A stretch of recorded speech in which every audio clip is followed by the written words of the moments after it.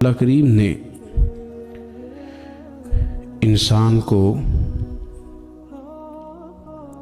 جائز مال کمانے کی اجازت دی ہے۔ اس کے پاس پیسے ہوں تو اچھا کپڑا پہننے کی اسے دین اجازت دیتا ہے۔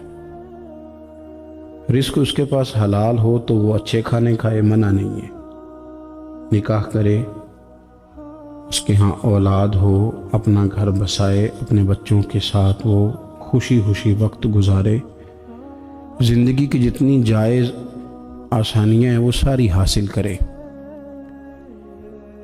لیکن دولت میں، اولاد میں، گھر بار میں اس طرح نہ الجھ جائے کہ اپنے رب سے غافل ہو جائے۔ انسان سے مجبوری میں کوئی کام ہو جائے تو وہ تو معاف ہوتا ہے، لیکن وہ کہے کہ میں بھول گیا تھا، میرا دھیان نہیں رہا تھا، مجھے یاد نہیں رہا تھا، تو یہ غفلت ہے۔ تو غافل اب جب آپ ہو جاتے ہیں تو پھر غفلت انسان کو روز بروز زیادہ غافل کرتی جاتی ہے۔ مال کماتے کماتے مقصد مال نہیں بنانا، دولت حاصل کرتے کرتے محبت دولت کی نہیں دل میں پیدا کرنی۔ بال بچے، گھر بار، مکان، اس کے پیچھے بھاگتے بھاگتے ایسا نہ ہو کہ پلٹ کر دیکھیں تو ہمارا بہت سا روحانی، فکری اور ذہنی نقصان ہو چکا ہو۔ بہت سارے لوگ ہم میں سے ایسے ہیں جو الحمدللہ مقصود نہیں دولت کو بناتے، جن کا مقصود رزق حلال ضرور ہے لیکن وہ اس کو اپنے ذہن پہ سوار نہیں کرتے، صرف دولت کی ہو کے زندہ نہیں ہے، وہ اللہ کے بندے بن کے زندہ ہیں، رسول اللہ صلی اللہ علیہ وسلم کے غلام بن کے فخر محسوس کرتے ہیں۔ دولت کی طرف جتنی زیادہ ہماری توجہ ہو گئی ہے اور مال کی جانب جتنا زیادہ ہمارا ذہن ہو گیا ہے، سارے رشتے مال میں تلنے لگ گئے، ہر چیز کو اسی عینک سے دیکھا جانے لگا ہے۔ اللہ تعالیٰ نے قرآن مجید میں ارشاد فرمایا کہ یا ایھا الذین آمنوا لا تلہکم اموالکم ولا اولادکم عن ذکر اللہ، اے ایمان والو، تمہارا مال اور تمہاری اولاد تمہیں اللہ کے ذکر سے کہیں غافل نہ کر دے۔ اولاد بھی تمہاری ہے، مال بھی تمہارا ہی ہے، رہے گا بھی تمہارے پاس، لیکن اس کی موجودگی میں غافل نہ ہو جانا، غافلوں جیسی زندگی نہ بتانا۔ جو لوگ سڑک کو منزل بنا لیتے ہیں وہ رستے میں رہ جاتے ہیں۔ سڑک جو ہوتی ہے وہ راستہ ہوتی ہے، منزل نہیں ہوتی۔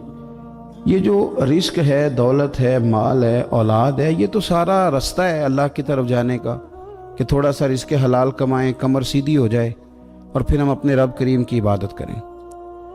ہم رزق حلال کمائیں تاکہ ہم ہاتھ پھیلانے سے بچیں اور ہم اللہ کے بندوں کی ضروریات کا خیال کریں، دین کے کاموں میں اپنے آپ کو مشغول کریں، کچھ نہ کچھ اپنا حصہ پیش کریں۔ یہ مقصود تھا، یہ منزل نہیں، یہ تو صرف ایک رستہ تھا۔ ہم نے اب کیا کیا ہے کہ یہی چیز ہماری منزل بن کے رہ گئی ہے۔ رات پیسے گننا، سویرے اٹھ کے پھر گننا شروع کر دینا، پیسوں میں رشتوں کو تولنا، پیسے کے ساتھ ہی اپنے آپ کو ہر وقت لگائے رکھنا، الجھ کے رہ گئے ہیں لوگ، الجھ کے، اور پھر کوئی بندہ جیت نہیں رہا۔ ہمارے دادا بھی یہی کہتے تھے کہ کچھ پیسے کمانے ہیں تاکہ بچے پال لوں، یہ کہتے کہتے چلے گئے۔ ہمارے ابا بھی یہی کہتے تھے، پھر اس کے بعد ہم نے بھی یہی بولی بولنی شروع کر دی ہے، تو جیتا تو کوئی بھی نہیں، جیتا تو کوئی بھی نہیں۔ مال کو ضرور حاصل کریں۔ حضرت بہاءالحق نقشبند بخاری رحمۃ اللہ علیہ فرماتے ہیں، میں نے مینا کے میدان میں ایک نوجوان دیکھا جو لاکھوں کا کاروبار کر رہا تھا، لاکھوں کا، دیناروں کا کاروبار کرتا تھا، سونے چاندی ہیرے جواہرات کا کام کرتا تھا، لیکن فرماتے میں نے اس کے دل پہ نظر ڈالی، لاکھوں کا کام کرتا تھا پر اس کا دل ایک منٹ کے لیے بھی اپنے رب کی یاد سے غافل نہیں تھا۔ ہر وقت اس کا دل اپنے مالک کی یاد میں مصروف تھا، ہر وقت۔ ارشاد فرماتے ہیں کہ میرا شروع میں اس کے بارے میں گمان یہ تھا کہ دیکھو یہ شخص کیا کر رہا ہے، پیسہ کما رہا ہے، دولت کے چکر میں پڑا ہوا ہے۔ فرماتے ہیں کہ پھر میں نے ایک اور منظر دیکھا، ایک اور رنگ میں نے دیکھا کہ وہ کما رہا تھا اور پھر اختتام حج پہ میں نے دیکھا کہ جو کمایا تھا سارا اللہ کے بندوں پہ خرچ کر رہا تھا۔ آپ اور میں، ہم نے دیکھنا صرف یہ ہے کہ کہیں ایسا تو نہیں ہے کہ دولت میں الجھ گئے۔ بہت سارے لوگوں نے یہ کہا تھا، ہم سنتے تھے جب کوئی آدمی جانے لگتا تھا نا پردیس پیسہ کمانے کے لیے، تو وہ کہا کرتا تھا کہ میں ملک سے باہر جا رہا ہوں، 2 4 5 سال لگا کے آؤں گا، واپس آ کے پھر یہاں میں نے کوئی کام کرنا ہے، تھوڑے سے پیسے کماؤں تاکہ یہاں نہ پھر میرا سلسلہ کوئی بن جائے۔ وہ 3 سال لگانے گئے تھے پر 30 گزر گئے ہیں، لوٹ کے واپس کوئی نہیں آئے۔ وہ 4 سال کا کہہ کے گئے تھے پر سال 40 ہو گئے، لوٹے نہیں۔ کیوں نہیں لوٹے؟ اس لیے کہ پہلے مفاد چھوٹا تھا، خیال یہ تھا کہ تھوڑے سے پیسے آ جائیں گے، بچوں کا خرچہ چلنے لگ جائے، فیسیں پوری ہونے لگ جائیں، اور مجھے کسی سے مانگنا نہ پڑے، تو بس پھر میں کامیاب ہوں۔ یہ طے کیا تھا۔ اس کے فوراً بعد پھر جب باہر گئے تو خیال آیا کہ نہیں، صرف پنکھے کا نہیں، اے سی کا بل بھی دینا پڑے گا۔ پھر تھوڑا اور آگے بڑھے تو خیال آیا کہ چھوٹی گاڑی پہ گزارا نہیں ہوتا، بڑی گاڑی نہ لے لیں۔ پھر خیال آیا کہ بڑی گاڑی لی ہے تو یہ تو اندر کھڑی نہیں ہوتی، سامنے والا پلاٹ مل جائے تو ذرا گراج اچھا بن جائے گا۔ پھر الجھتے الجھتے الجھ گئے دوستو۔ پھر نہ مالک حقیقی کی جانب وہ نظر جو ہماری ہونی چاہیے تھی نہ رہی۔ ذوق سے نماز پڑھتے تھے، پھر ہماری نمازیں مختصر ہو گئیں۔ ہم سویرے اٹھ کے ذوق سے قرآن پاک پڑھتے تھے، پھر وہ وقت بھی ہمارا دفتر کی تیاری میں لگ گیا۔ رات درود شریف پڑھتے تھے، لیکن وہ بھی سارا ہمارا حساب کتاب میں وقت گزر گیا۔ ہم نے یہ سمجھا ہی نہیں کہ دولت کارخانہ نہیں دیتا، دولت سیٹھ صاحب نہیں دیتے، دولت آپ کو آپ کی فیکٹری نہیں دیتی، دینے والے تو رب کریم کی ذات ہے۔ تو جہاں سے آنا تھا وہاں توجہ دینی چاہیے تھی کہ جہاں صرف ایک سبب تھا، ذریعہ تھا۔ حضرت اویس کرنی رضی اللہ تعالیٰ عنہ، ہمارے صوفیاء میں ایک لفظ بولا جاتا ہے فقر بوذر، یعنی کچھ لوگ ایسے ہیں جو سیدنا ابو ذر غفاری رضی اللہ تعالیٰ عنہ کے طریقے پہ چلتے ہیں۔ ایک لفظ بولا جاتا ہے فقر بوذر، کچھ لوگ فقر بوذر کے قائل تھے، اسی مزاج کے قائل تھے حضرت سیدنا اویس کرنی رضی اللہ تعالیٰ۔ ان کے ذہن میں ایک بات بیٹھ گئی تھی کہ یار دینے والا اللہ ہے، دینے والا، عزت بھی اللہ دے گا، رزق بھی اللہ دے گا۔ بلکہ امام غزالی رحمۃ اللہ علیہ نے تو حدیث لکھی ہے، آپ فرماتے ہیں کہ نبی پاک صلی اللہ علیہ وسلم نے فرمایا جس نے بندوں سے عزت تلاش کی رب اسے رسوا کر دے گا۔ جو سیاست کر کے عزت حاصل کرنا چاہتا ہے، جو اس طرح کا ماحول بناتا ہے کہ میں کوئی ایسے کام کروں کہ لوگ میری واہ واہ کریں، لوگوں سے عزت کا حصول کرنے والے کو رسوا کر دیا جاتا ہے۔ عزت در اصل وہی ہے جو رب کریم عطا فرماتا ہے۔ میرے عزیز دوستو، آپ اپنی توجہ، دل کی توجہ، روح کی توجہ اپنے مالک کی جانب جب کر لیتے ہیں، غفلت کا پھندا اتار دیتے ہیں، اور ہر وقت غلبہ رکھنا پیسوں کا، ہر وقت اسی میں سوچنا، اسی میں محو ہو جانا، پھر آپ کا ذہنی نقصان ہوتا ہے۔ پھر آپ کی روح جو ہوتی ہے وہ بے چین رہنے لگتی ہے۔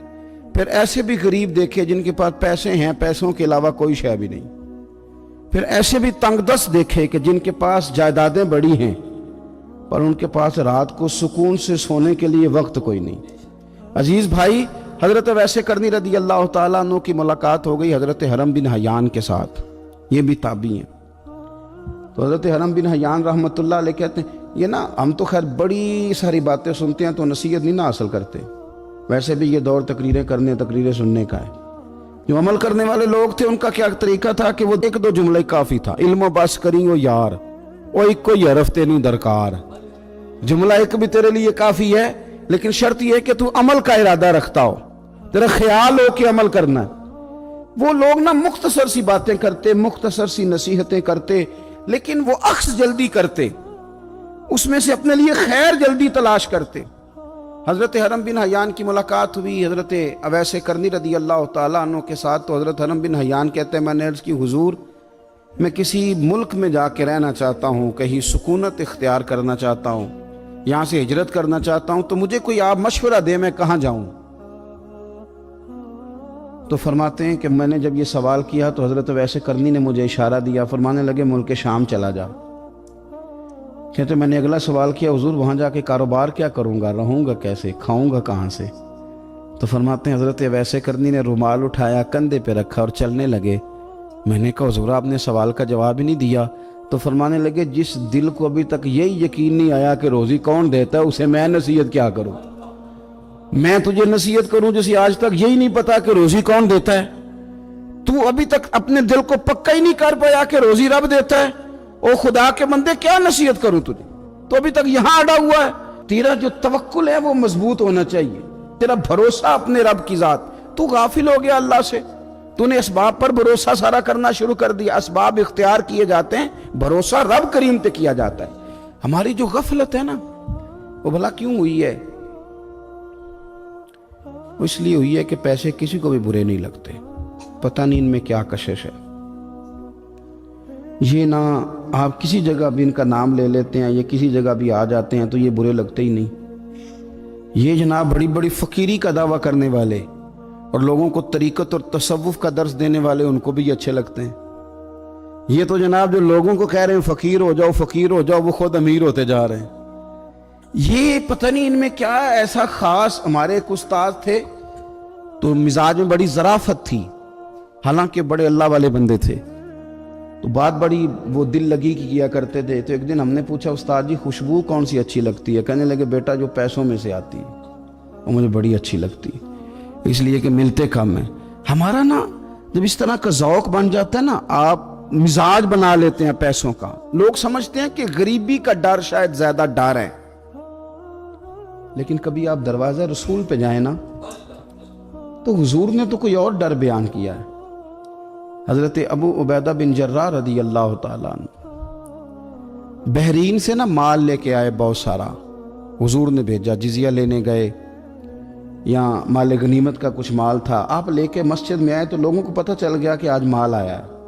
اب سب کو حصہ ملتا تھا، اس میں سے بدریوں کو زیادہ ملتا تھا، باقی لوگوں کو بھی ملتا تھا۔ تو فجر کی نماز کے بعد لوگ گھروں کو جایا کرتے تھے، لیکن آج پتہ چلا نا مال آیا ہے۔ تو یہ سیاستہ میں حدیث موجود ہے، سب لوگ مسجد میں بیٹھے رہے۔ حضور علیہ السلام نے فرمایا تمہیں پتہ چل گیا مال آیا ہے؟ عرض کی حضور ہاں۔ فرمایا تمہیں بانٹنے لگے ہیں، دینے لگے ہیں۔ ہم نا غریبی سے ڈرتے ہیں، ہم اپنے بچوں کے لیے دعا کرتے ہیں ان پہ غربت نہ آئے، ہم اپنے بہن بھائیوں کے لیے دعا کرتے ہیں ان پہ غربت نہ آئے، کرنی چاہیے۔ لیکن ذرا اس حدیث کے مفہوم کو بھی دیکھیے گا۔ نبی پاک صلی اللہ تعالیٰ علیہ وآلہ وسلم نے فرمایا تمہیں دینے لگے ہیں، مال آ گیا ہے، لیکن میرے قریب نے اپنی امت کے لیے جس چیز کا ڈر محسوس کیا وہ کیا ہے، حضور کے دل میں کس چیز کا خدشہ تھا وہ کیا ہے، بیان کیا۔ حضور فرمانے لگے لوگو مجھے تم پر غربت کا ڈر نہیں، یہ ڈر نہیں کہ تم غریب ہو جاؤ گے، بلکہ مجھے تو ڈر ہے کہ تم پر دولت پھیلا دی جائے گی، تم زیادہ مالدار ہو جاؤ گے۔ خوف غریبی کا نہیں، خوف تمہارے مال کا ہے۔ اور حضور فرماتے ہیں کہ پھر تم انہی باتوں میں مبتلا ہو جاؤ گے جن میں پرانی امتیں مبتلا ہوئی تھی، اور جب وہ اللہ کی نافرمانی میں مبتلا ہوئی تھی تو پھر وہ ہلاک کر دی گئی تھی۔ مجھے ڈر ہے، مجھے ڈر ہے۔ ہاں جہاں دولت آتی ہے وہاں سستی بھی آتی ہے، جہاں دولت آتی ہے وہاں معاذ اللہ عیاشی بھی آتی ہے، جہاں دولت زیادہ آ جاتی ہے وہاں پھر لوگ ہر چیز کو دولت میں تولنے لگتے ہیں۔ جہاں دولت زیادہ آتی ہے میرے بھائی، پھر لوگ سمجھتے ہیں کہ ہر چیز میں خرید لوں گا، پھر لوگوں کے ذہنوں کے اندر اس طرح کا فطور آتا ہے۔ حضور نے فرمایا مجھے ڈر ہے تمہارے دولت مند ہونے کا، ڈر ہے دولت مند ہونے کا۔ یارو اپنے پیسوں سے ڈرا کرو، اپنی جائیدادوں سے ڈرا کرو، اپنے مال سے ڈرا کرو۔ وہ ہم نے جو بڑے بڑے محلات تعمیر کرنے شروع کیے ان سے ڈرا کرو، اس لیے کہ حضور نے فرمایا مجھے ڈر ہے۔ حضرت ابو بکر صدیق رضی اللہ تعالیٰ عنہ تشریف فرما تھے۔ ہمارے نا بچے بہت زیادہ آسانی مانگتے ہیں۔ اقبال نے کہا لہو مجھ کو رلاتی ہے جوانوں کی تن آسانی۔ جب میں جوانوں کا مزاج دیکھتا ہوں نا کہ اتنے آرام پسند ہو گئے ہیں تو پھر میری آنکھوں سے لہو بہتا ہے۔ لہو مجھ کو رلاتی ہے جوانوں کی تن آسانی۔ ان کا وجود اتنا آسانی کا ماحول لینا چاہتا ہے، ذرا سی بھی کوئی تکلیف آپ دیکھ لیں، لائٹ بند ہو جائے تو مصیبت کھڑی ہو جاتی۔ کسی جگہ چند منٹ کے لیے آدھے گھنٹے کے لیے ٹریفک بند ہو جائے تو مثلاً کیا ہو جائے گا، لیکن یہ کہ طبیعتوں میں تلخی، اور جب وہ گاڑیاں آہستہ آہستہ چلتی ہیں تو ایک دوسرے سے آگے بڑھنے کی وہ شدت، وہ ہمارے مزاج میں ایک دوسرے کے بارے میں دل میں بڑے بڑے جملے، کیوں؟ اس لیے کہ ہماری طبیعت آسانی پسند ہے، ذرا سی بھی کوئی رکاوٹ ہم نہیں برداشت کرتے، تھوڑی دیر کے لیے ٹھہرنا پڑ جائے ہمارے لیے بڑا مشکل کام ہے۔ آپ ہمیں ہماری مرضی کے خلاف کوئی بات کر دیں تو ہمیں بگڑا ہوا سمجھیں، ہماری طبیعت میں وہ آسانی ہے۔ یہ آسانیاں انسان کو پھر بڑے بڑے کام نہیں کرنے دیتی، پھر انسان کمزور پڑ جاتا ہے، پھر وہ کوئی کسی انقلابی تحریک کا کبھی حصہ نہیں بن سکتا۔ اگر وہ بڑی صلاحیت بھی رکھتا ہو تو وہ زندگی میں کوئی کارنامہ سر انجام نہیں دے پاتا، کیونکہ طبیعت میں آسانی آ گئی، اس کا مزاج ہی نہیں۔ جس بندے کو گرمی زیادہ لگتی ہے وہ کیسے آگے بڑھے گا؟ یہ سیٹھوں کے بیٹے، مالداروں کے بیٹے، پیروں کے بیٹے، بڑے بڑے جناب مشائخ کے صاحبزادگان، الا ماشاءاللہ، آگے نہ بڑھنے کی وجہ کیا ہے؟ صرف یہ ہے کہ طبیعت کا تقاضا یہ ہے کہ ایک آدمی نے رومال پکڑا ہے، دوسرے نے جوتا پکڑا ہے، تیسرا گاڑی کھول رہا ہے۔ جب آپ اس قدر زیادہ ان کو آسانیوں میں مبتلا کر دیتے ہیں، پھر ان کے لیے جہاد کرنا، میدان میں نکلنا ممکن نہیں رہتا، وہ عادی نہیں ہوتے۔ امام حسن اور امام حسین رضی اللہ تعالی عنہما نے جہاد اس لیے کر لیا تھا، بچپن میں ہی 7-8 سال کی عمر تھی تو ماں 3 دن روزے رکھوایا کرتی تھی، وہ 3 دن روزے رکھتے تھے، اور افطار کا وقت آتا تھا تو جو کچھ پکا ہوتا تھا وہ بھی اٹھا کے غریب اور مسکین کو دے دیا کرتے تھے۔ تو انہیں تو عادت تھی بچپن سے ہی، پھر اس لیے ایسا نہیں ہوتا کہ وہ کھانا نہیں پکا تو بچے نے موبائل توڑ دیا ہے، اس کی مرضی کا آج گھر کے اندر جو ہے وہ کھانے کا سامان موجود نہیں تھا تو اس نے ٹی وی توڑ دیا، اس طرح پھر نہیں ہوتا، پھر وہ گھر کا نقصان نہیں کرتا۔ ہمارے مزاج میں جو بے پناہ آسانی ہے، مرضی کا کھانا ہے، مرضی کا پہننا ہے۔ اب ہمارے کپڑے پرانے نہیں ہوتے، اب ڈیزائن بدل جاتا ہے۔ اب وہ کہاں چونکوں میں وہ لوگ بیٹھے ہیں جو جوتیاں گانٹھا کرتے تھے، اب کہاں وہ وقت گیا کہ جب توڑے میں ڈال کے سارے گھر کے جوتے لے جائے جاتے تھے اور ان کو گانٹھا جاتا تھا۔ شادی کا موقع اور خاندان کی شادی کا موقع، لیکن گھر کے سب لوگ جوتا پالش کروا کے ڈالتے تھے، نیا نہیں خریدتے تھے۔ اب تو جوتے پہننے کا موقع ہی نہیں آتا، اتنے جوتے پڑے ہوئے ہیں، کون سا چھوڑا جائے کون سا پہنا جائے۔ یہ تن آسانی ہے، یہ غفلت میں مبتلا کر دیتی ہے، یہ غفلت میں۔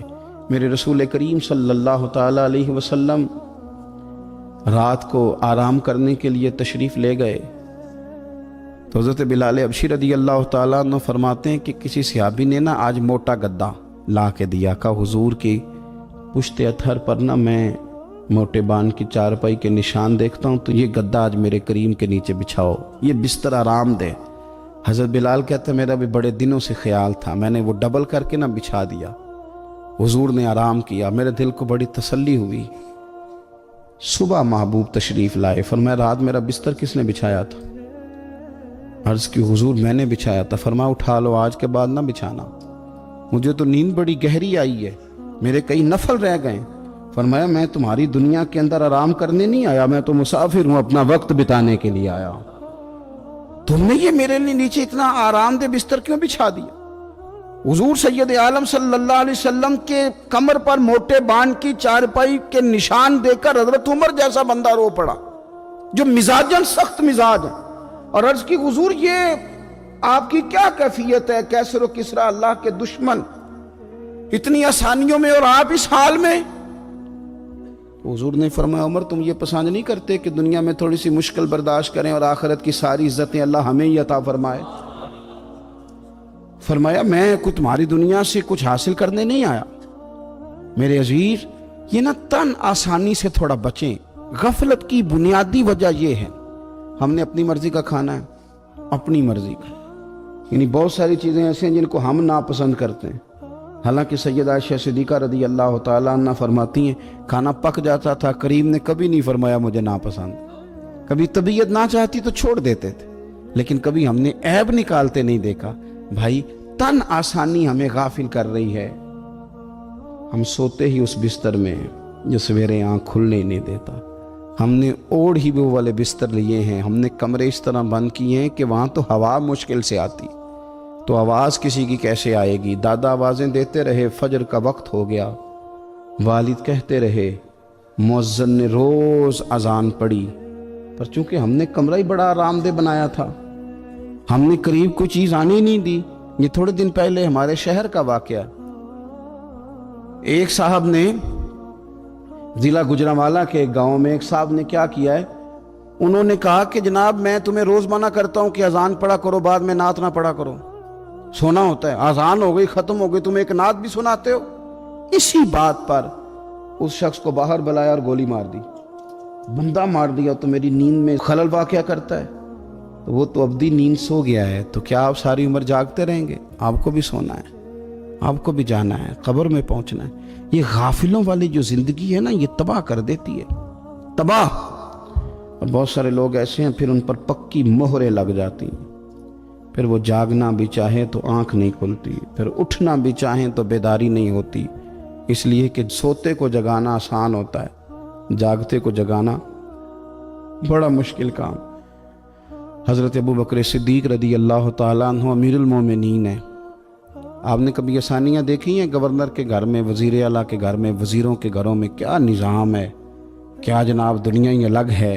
कभी सेठों नवाबों के यहाँ आप देखें किस तरह का जनाब उनका रहन सहन है, बिल्कुल दुनिया ही और है। हज़रत अबू बकर सिद्दीक़ अमीरुल मोमिनीन है। प्यास लगी तो पानी मांगा, लोगों ने शहद मिला के पानी पेश किया। पानी मुंह के करीब गया तो जनाब सिद्दीक़ अकबर के बगैर किसी इख्तियार के छम छम आंसू बहे। इतना रोए कि लोग कहते हमें पता कोई नहीं था बात क्या है, पर अबू बकर का रोना देख के हमारा भी रोना निकल गया। पता नहीं था हुआ क्या है, किस वजह से रो रहे हैं ये नहीं पता था। उनको रोते देखा तो हम भी रो पड़े। देर तक वो आहें लेते रहे, सिसकियां भरते रहे, आंसू बहाते रहे, तड़पते रहे, लोटपोट होते रहे। अजीब कैफियत हमने देखी। बड़ी देर के बाद वो संभले। अर्ज की अमीरुल मोमिनीन हमें भी बतलाइए, इतने आंसू, इतने आंसू। जनाब सिद्दीक़ अकबर रदी अल्लाह ताला अन्हु फरमाने लगे, मैं ना एक दिन हुजूर की बारगाह में हाजिर था, तो नबी करीम अलैहिस्सलाम किसी चीज़ को फरमा रहे थे, हट जा, मुझसे दूर हो जा, मुझसे दूर हो जा, मुझसे दूर हो जा। तो फरमाते हैं मैंने बाद में अर्ज़ की, हुजूर आप किस चीज़ को हटा रहे थे? तो हुजूर फरमाने लगे, मेरे पास दुनिया आई थी, तो मैंने उसे कहा तो मुझसे दूर हो जा, मेरे करीब ना, दूर हो जा। तो हुजूर फरमाते हैं वो मुझसे चली गई, पर जाती दफ़ा कह गई है कि हुजूर आपने तो मुझे अपने से दूर कर दिया, पर आपके बाद वाले मुझसे बच नहीं सकेंगे, वो मुझे कबूल कर लेंगे, वो मुझे बड़ी बड़ी सेफ अलमारियों में जगह देंगे, वो तिजोरियों में भर लेंगे, वो मुझे रख लेंगे, पसंद कर लेंगे। हुजूर ने फरमाया तू हट जा। हज़रत सिद्दीक़ अकबर फरमाने लगे, मैं पानी मांगता हूँ, मुझे शहद देते हो, मुझे दुनियादार ना कर देना, मुझे इस आसानी में मुब्तला ना कर देना, मुझे डर लगता है उन लोगों में ना हो जाऊं जिन पर दुनिया फैला दी गई, फिर वो अल्लाह के जिक्र से गाफिल हो गए। भाई कितने दुख की बात है कि कुछ लोगों ने पिछले रमज़ान शरीफ को कुरान मजीद खोला था, यानी एक महीने में भी एक कुरान शरीफ हम ख़त्म नहीं कर पाते। क्या हम रोज़ फ़ोन नहीं सुनते? क्या हमारे पास जो SMS आते हैं उनके जवाब नहीं देते? क्या हम अपनी मर्ज़ी से अपनी तबीयत के मुताबिक नींद पूरी नहीं करते? क्या हफ्ते में 1-2 दफ़ा हम बाहर से जाके खाना खाने का प्लान नहीं करते? सारे काम हम कर रहे हैं, टाइम निकल रहा है, दोस्तों के साथ मुलाकातें हो रही हैं, खुशगपियाँ जा रही हैं, तो क्या वजह है? कुरान पाक हमारा महीने में 1 दफ़ा ख़त्म क्यों नहीं होता? दरूद पाक की मजालिस हम कायम क्यों नहीं करते? हम क्यों नहीं अपने आप को थोड़ा सा वक्त देते? क्यों नहीं हम अपनी रूहानी ज़िंदगी को आबाद करने के लिए थोड़ा सा आगे बढ़ते? क्यों नहीं वज़ाइफ पाबंदी से पढ़ते?